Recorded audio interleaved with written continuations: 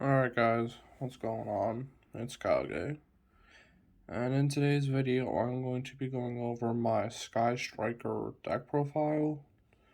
So this is a more of a casual build. It's not running any of the, like DPE or like, I'm trying to think what else I've seen in it. This is more of a casual build, I'd say. But yeah, it's still really fun, and let's get into the deck profile.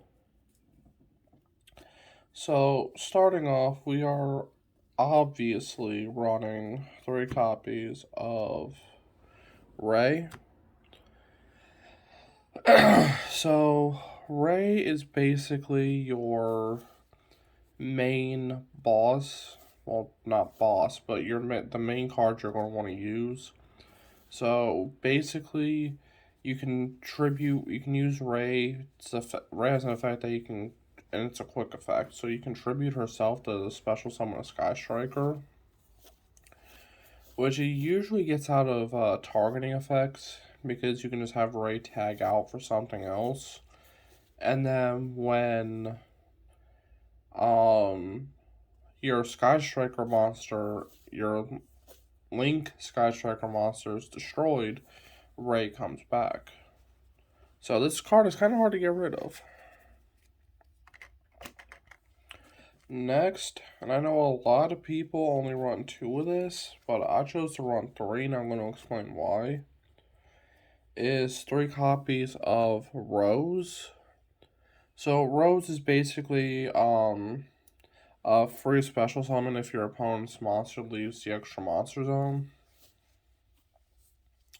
And the reason I'm running 3 of this, I know a lot of people run 2, but I chose 3 due to the fact that we're only running 11 monsters, and the next 5 are hand traps. And the hand traps can't be used in a Link summon. So we're only really running 7 Sky Striker monsters, counting Hornet Drone. So originally I was running this at 2, and this card was I think a Scissor Cross. But honestly, there were many times I would draw that Scissor Cross and say, man, I wish this was like a Ray or a Rose. So I chose to up this to 3 just to, see it more often. And honestly, ever since, it's kind of worked out. Next, for the hand traps, I am running 3 Veiler, and then I am also running 2 Ash. Now, if you don't have the Ash Blossoms, you can use whatever other hand trap. You can use Ghost Ogre, you can use Ghostwood or Ghostbell and Spooky Dogwood, you can use Nibiru, you can use Phantasma, like you can use whatever you want in this slot if you don't have the Ashes. Is Ash Blossom, I think the last time I checked for the common out of what was it called? Structure Deck Soul Burner was like $20 a copy, which is ridiculous. And then I've seen that Structure Deck going for crazy amounts. So yeah, Konami needs to reprint this again. And yeah, but those are the hand traps of the deck. Now then, moving on to the spells. I am running 3 copies of Area 0. So basically, Area 0, you target a card you control, you excavate the top 3, and you can add a Sky Striker card, and then if a card was revealed in those top 3, that card gets destroyed that you targeted. So the reason I had said about that little interaction is because what you can do is if you have Ray in Area 0, you activate Area 0, target Ray, then you use Ray's effect as Chain Link 2 to Link summon it into something, and then you get your excavation. Then it also has a second effect that if this card is in the field zone, if this card in the field zone is sent to the graveyard, from the field to the graveyard, By a card effect, you can special summon one Sky Striker Ace monster from your deck. So basically, if you pop this with like an MST or a Twin Twister or something, you're able to summon a Sky Striker monster, which can help. So this is another, like, I guess, so we're technically running like 6 rays, 6 rows. But the problem is, you need to pop this with a card effect, and that can be a bit of a pain. Alright, so for the next 13, well, basically for the rest of these spells, I'm not really going to count them out. They all have a clause that if you have no monsters in the main monster zone. So I'm gonna kind of skip that first line because a lot of the Sky Striker spells share that. So starting off, we are, well, not starting off, I need more sleep. We're running 3 copies of Afterburner.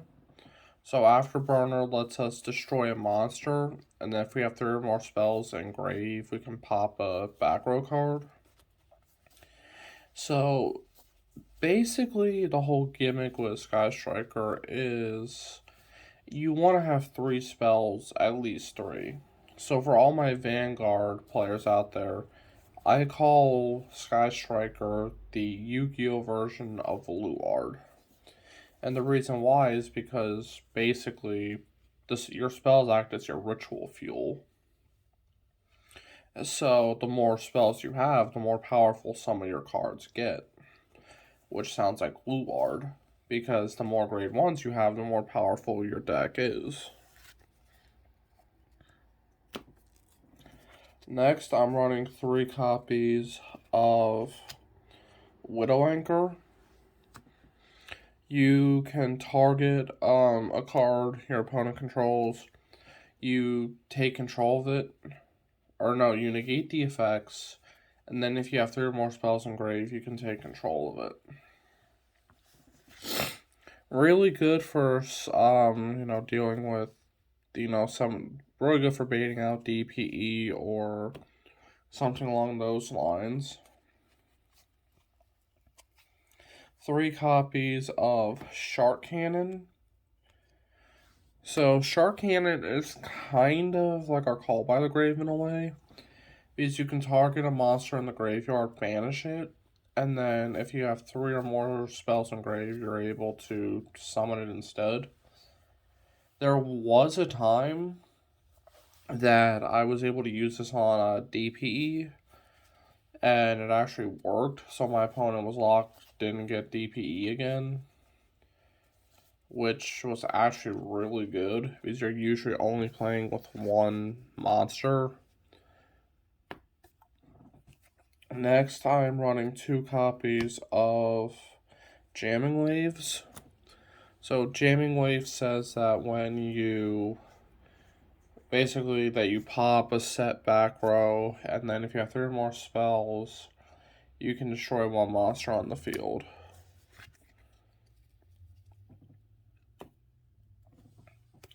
Next, we all knew this card was coming. Engage.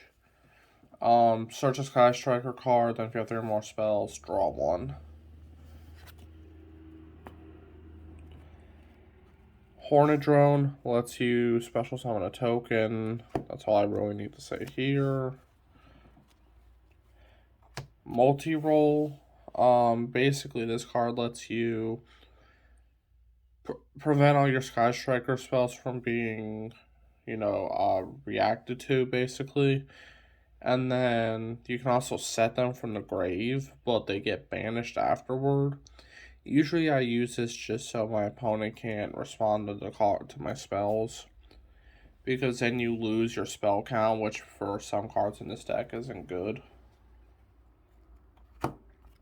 Copy of Eagle Booster. This card says, target 1 face-up monster on the field. That target is unaffected by card effects this turn, except its own. And then if you have 3 or more spells in grave, it can't be destroyed by battle. So really good to keep your, monsters or whatever, your single monster from being destroyed. A single copy of Hercules base. Hercules base says the equipped monster cannot attack directly. It can make a second attack on monsters during each battle phase. If the equipped monster destroys a monster by its attack, while you have 3 more spells in your graveyard, draw 1 card. If this card is sent from the field to the graveyard by a card effect, you can target up to 3 Sky Striker cards in your graveyard except this card, shuffle them into the deck. So essentially, this is kind of like a Pot of Greed, while also being a mini Pot of Avarice. I wouldn't say Pot of Greed. I mean, yeah, it's dibs. You can make 2 different attacks. So if you have something out like your Kagari, and you have Kagari like 26 because of her effect, which we'll get to then, you can draw 2 with this, which is pretty nice. Plus the fact it helps you recycle. Now moving on to the general spell cards. Single copy of Raigeki for your monster removal. Rhoda to help you search out your Sky Striker cards. Call by the Grave stops hand traps. Pot of Avarice, just more recycle power. Upstart Goblin, well, it's a draw card.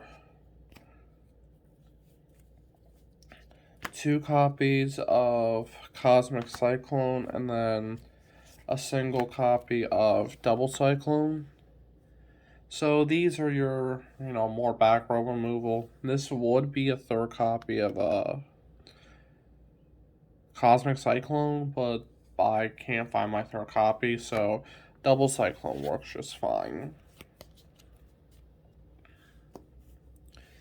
And then our last 2 cards is Foolish Burial Goods. Lets us put a back row card, or send a spell trap from our deck to the graveyard. I don't know what I was thinking. And then the target for that is Metalfoes Fusion. So with Metalfoes Fusion, you can shuffle it into the deck to draw 1. So this is just for draw power and the spell count. Alright, so that is it for the main deck. Now let's move on to the extra deck. So what's going to be important to note is you can only special summon the Sky Striker Link monsters once per turn. So starting off, we have our Kagari.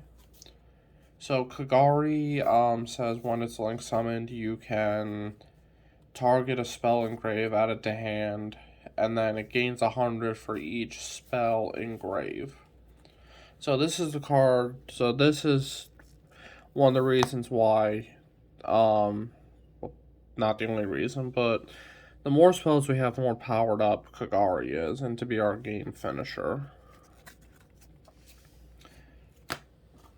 Next, I am running 3 copies of Shizuku. So, Shizuku is the polar opposite of Kagari. So, at the end of the turn that this card was Link summoned, you're able to add a Sky Striker spell from deck to hand. Usually, you're going to go into this turn 1 so you can get your engage for next turn.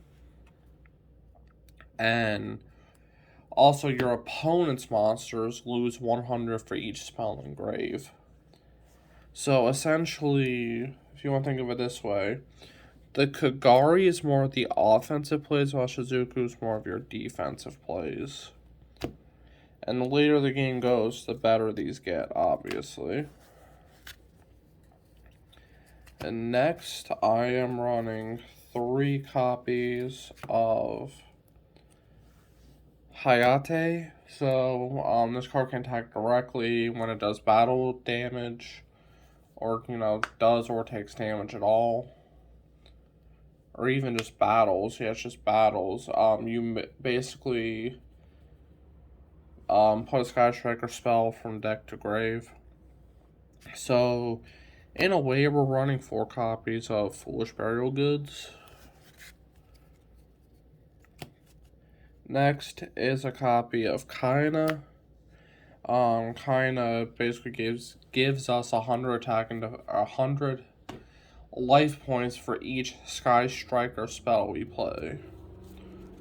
Yeah, sorry, I can't think for... I don't know why my brain's not working today. And then we're running 2 copies of Zeke. Basically, this is just to banish an opponent's monster until the end of their turn. Really good for dealing with pesky cards. And now moving on to the generic stuff. Running a single copy of Phoenix, a single copy of Unicorn, and then rounding off the extra deck is a Borrelsword. This can be an access code if you want to run access code. Personally, what I've found is if you're having to go into access code or Borrelsword, you're usually not in that good of a spot. I would say access code is better for this spot because you can easily, you have so many, Sky Striker monsters you go into. It's not going to hurt you to use it. However, again, I think the cheapest copy is at like $50. Although that's not saying much because the Shizukus and the Widowmankers are, I think, 20 a pop. But yeah, that is the Sky Striker deck profile. I hope you guys have enjoyed. This is a very fun deck to play, I'm not gonna lie. And overall, it's one of those decks where I can see why it was meta for so long and why people cried out for the Engage to get hit. Because, I can actually understand it now. But anyway, hopefully you guys have enjoyed. The next video I plan on doing will be either DDD or premium PBO. Also, eventually I have to wait until set 5 for Overdress comes out. But I'm gonna be building Overdress PBO, and I'm gonna want to. I think I'm gonna do I don't know what to call, like a timeline video of like PBO in general. I don't know what to call it yet, but it might be an interesting series where we look at an original deck and then we look at the V and then the Overdress and see like where it started to where it is now and how close to its roots it stays. But yeah, hopefully you guys have enjoyed, and I will catch you in the next video. See ya.